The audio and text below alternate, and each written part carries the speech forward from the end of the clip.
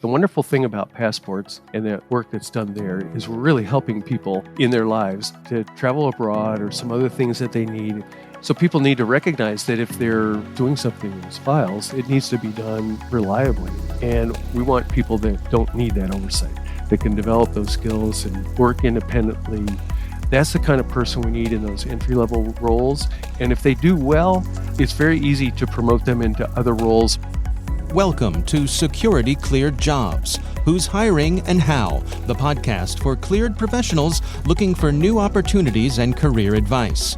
We go behind the scenes with recruiters and hiring managers from leading cleared employers to uncover the information you need to make a smart career move. Get ready for insights from this week's guest and your hosts, Kathleen Smith and Rachel Bozeman. Hello, everyone, and welcome to another episode of Security Cleared Jobs, Who's Hiring and How. This is Kathleen with my wonderful co-host, Rachel Bozeman. Rachel, how are you doing today? So excited to be here and so excited to talk to you, Kathleen, and so excited to meet a new friend and guest who's going to teach us a little more about some great careers. So, Kathleen, who do we have the honors of talking to today? So today's guest on the show is Tim Irby, HR Generalist with Xtreme Solutions. Welcome to the show, Tim. Thank you. Thank you for having me. I appreciate it. Well, we are so excited you're here and love to talk to a fellow friend in the HR talent acquisition space. And I think anybody in HR probably never, as a child grew up and said, hey, I'm going to be in HR when I grow up. But yet here we find ourselves on this crazy, wild adventure. So tell us a little bit about your career journey. Where did you start and how did you end up at Xtreme Solutions? Well, you pointed it out exactly right. I never thought I'd be in HR, and my career started so many years ago in the manufacturing world with Procter & Gamble, and they do a wonderful job of training engineers, which I was, how to manage people and manage teams. And so after 10 years or something like that, my position moved into the HR world. I later left Procter & Gamble to work in the retail industry, in the healthcare industry, and I actually came to Xtreme Solutions after that. So what I have experience in is really understand not just the HR silo, where we talk about recruiting and engagement and all those important things to make a business run, but I've been on the other end, on the operational end, and I've talked to candidates from a whole lot of different backgrounds. And Xtreme Solutions was a really good match for me. We're a small organization, headquarters-wise, and so we wear a lot of different hats. So I like to be involved in recruiting. I like to be involved in the whole life cycle of employee management, from talent management and skill development, coaching leaders, developing leaders in our organization. And I actually get involved in business development every once in a while as well. So we're a good match for my interest of being involved in not just the same thing every day. That's always great to hear because I love it when you share that you're part of business development, because that is always one of my bugaboos in sort of recruiting, that you really need to know about workforce management when you go and you bid about new projects. So it's really exciting to have you on the show with that kind of experience. But before we delve into that later in the show, what does Xtreme Solutions do in the cleared community? Xtreme Solutions is a little over 20 years old. And most of our background is providing management services or IT services and technology to the government space. So primarily we have had in the past and continue to have contracts with the federal government, although we've had many, many contracts on the commercial side as well with very large companies like AT&T and a variety providing IT services. But for the cleared space, we're at this point in time, our major contract is with the Passport Agency in Washington, D.C., providing management services for those administrative processes and IT skills that they need at that location. But we also have another re-emerging business in a cyber range for cybersecurity. And it's a business that's booming across the world right now, a big need for that. And we provide one of the only really customizable solutions for not only government services, but academics and the commercial side to train their personnel on cybersecurity attacks and the skills they need and the counter efforts they need to provide, but also to test out their systems, their coding that they need to see if it's effective. So we're doing both of those. In the past, we've managed IT centers for the Army, the Navy, the Air Force, and all of those require cleared positions. This position with Passport Agency is a little bit unusual for us in that the cleared positions are mostly administrative. They're not in the IT world, the technology world. Well, it sounds like there's a whole lot going on and many opportunities. So you mentioned some of the different roles that you're hiring for, but could you tell us a little bit more about those cleared positions that you've actively got posted or you could be posting in the near future? We have quite a few postings, and really something is always going on in the Passport Agency. They can be, for example, right now we're in search for the program support manager, the top leadership position who represents the contract and is responsible for all of the deliverables. We have supervisors that report to that person and team leads that manage smaller teams. So people who are interested in managing an operation within the cleared space, we're definitely in need for that on an ongoing basis. Now, the people that work for them who do the executive assistant roles, do the SharePoint services, do what we call fraud investigations or authentications work on passport inquiries. All of those require a secret clearance, some of them a public trust. Always have some positions open for them. The good thing is that we offer a lot of opportunities for promotion from within. And so that creates the domino of, okay, we've got to find backfills. So we always have some movement for people. But these are opportunities for people to come in, show their work ethic, develop their skills, and move upward in the organization. Very cool. Now, everyone didn't get to hear you and I go back and forth of all of the joys of living in the South, the humidity, the mosquitoes, the bugs, the great food. But I know you are located just a little east of me there in Atlanta. Are all your positions located in the great state of Georgia, or where are they located? No, good question. And it really depends a lot on the contracts that we have at the point in time. Most of our positions for the last 5 or 6 years have been in Washington, D.C. Many of the positions, not all of them, maybe 25%, do have a telework capability. So people can work from home once in a while. But due to the nature of the work, where it has to be hands-on with the passport materials, those roles cannot be telework type of positions. Now, we do have a dozen positions or so in Atlanta. And with our cybersecurity work, we really are looking to fill those with hybrid opportunities. Awesome. So I was just going to ask you a little bit more about your hybrid and remote work. Something that we've talked about a lot on the show is the fact that, flexibility is something that is actually earned by the professional on the contract, depending on what kind of street credentials, what kind of experience that they prove themselves to the customer. So do you want to talk a little bit more about that? And I think you also have that flexibility because aren't most of your positions require just a secret? Yes, most of our positions require a secret. Once in a blue moon, there might be something else, but most of the positions are secret. The telework option, it definitely is one where you have to earn the trust of your employer, of ourselves, and of the government. Because while we may be confident in what our employee can do, our client, the federal government, always reserves the right to dismiss the person from the contract. So our employee has to really satisfy two needs there. Having the contribution, really getting the results that are required on a timely basis is number one. But number two, also being accessible, being reachable, being responsive. We use Microsoft Teams to reach out to people. And are you available? I've got a question. And our client or ourself really expect the responsiveness that we would get if I came in and knocked your door in the cubicle next door. Yeah, and I'm glad you sort of outlined that because in the cleared space, we did not have a lot of flexibility as far as hybrid and remote. And then that was changed in 2020 and 2021. And I'm really glad that, Xtreme Solutions and other employers are maintaining the ability to have some flexibility, but it really is, did you earn it? Do you maintain that credibility that you will continue to do the work? And good on you for having those standards. Yeah, thank you. We appreciate it. And of course, with the new federal administration and their edict for federal employees to return to work, we thought that that was going to affect us as federal contractors as well. But our understanding at this point right now is there's no intent to bring the contractors into that fold. And they have the flexibility to decide whether they need it or not. And so we're maintaining our posture that we've had for the last number of years since COVID took place anyway. always evolving, always changing. And I think the important message for all of our listeners are be responsible, use it wisely. With great remote freedom comes great power. So you kind of touched on this a little bit, but Tim, if you don't mind, I want to dig in just a little bit deeper. I know you mentioned the buffet of career opportunities that you have, but are there some that keep you up at night that are a little bit more difficult to fill?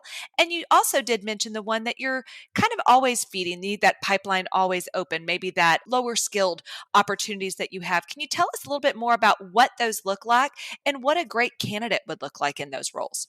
In the lower skilled level jobs that we have in the passport agency, they're clerical, administrative. It's a good opportunity for people to come in and show their reliability, to understand the tasks that are needed, and to keep up with the volume of the work and really demonstrate their attention to detail. The wonderful thing about passports and the work that's done there is we're really helping people in their lives to travel abroad or some other things that they need if they need to demonstrate that they were born in a different country, or there's a whole number of different things that people need to have their passport verified.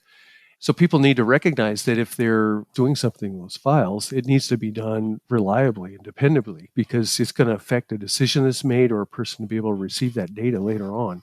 So the amount of verification and double checking that things are done correctly is immense. And we want people that don't need that oversight, that can develop those skills and work independently. That's the kind of person we need in those entry-level roles. And if they do well, it's very easy to promote them into other roles where they're dealing with more customers, more agencies, law enforcement agencies, other government agencies, once they demonstrate their capability. So there's a lot of opportunities for those people. Now, the other pain point that I want to talk about is on the cybersecurity side.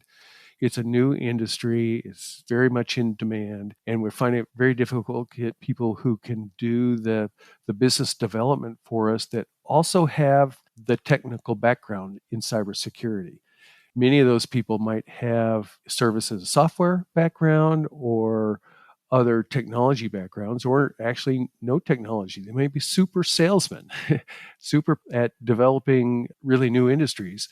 But we need to have somebody who's got that fundamental background to be able to talk about and match the needs of the customer with what our cyber range has. And we have found that we can find some people who've got super sales skills but don't have the technical skills, or don't have the technical skills in the right area.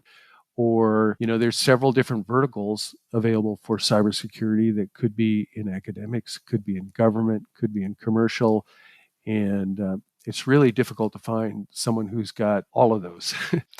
Yeah, it's really hard in the cleared community when people think that it's an easy job recruiting for people because you just need to find someone with the clearance and with some skill sets. But there's such interacting different backgrounds that you need, technical but diplomatic but communicator but this and but that, you manage people. And so I'm always intrigued listening to how people approach the recruiting in this community.